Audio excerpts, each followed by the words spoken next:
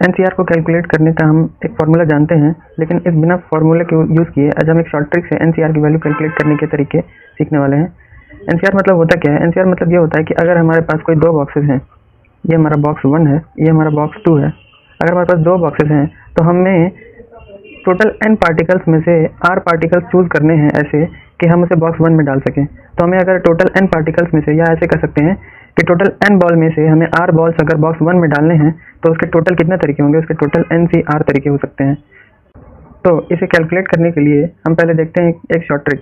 Example के लिए लेकर देखते हैं कि अगर टोटल 10 बॉल्स थी, हमारे पास 10 बॉल्स थी और उसमें से दो बॉल्स हमें बॉक्स 1 में डालनी है। हमें ऐसे दो बॉल्स चूज करने हैं जो हम बॉक्स 1 में डाल सकें। तो उसके लिए 10C2 total number of ways होंगे, टोटल तरीके होंगे 10C2।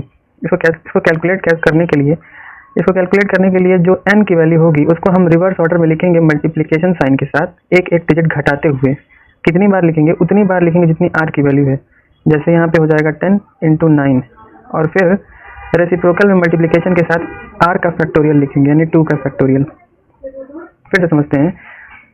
10C2 कैलकुलेट करने के लिए हम n को यानी 10 को दो बार रिवर्स ऑर्डर में लिखेंगे, एक एक डिजिट घटाते हुए, यानी 10 9 ऐसे करके। अगर यहाँ पर 3 होता तो हम लिखते 10 9 8।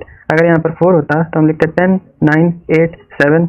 तो हम 10 को उतनी बार घटा कर लिखेंगे जितनी बार r की वैल्यू है और फिर मल्टीप्लिकेशन में लिख देंगे 1/r का फैक्टोरियल, यानी यहाँ पर 2 का फैक्टोरियल हो जाएगा।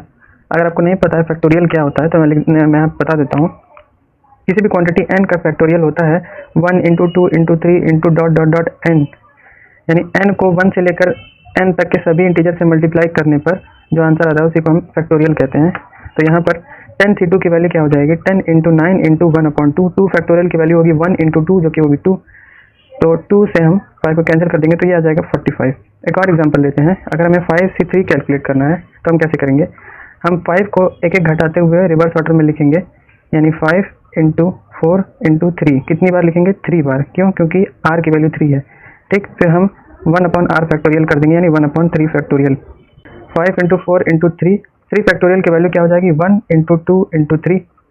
3 से 3 डायरेक्ट कैंसिल हो जाएगा, 2 से 4 कैंसिल होगा 2 टाइम्स, यह आ जाएगा 10।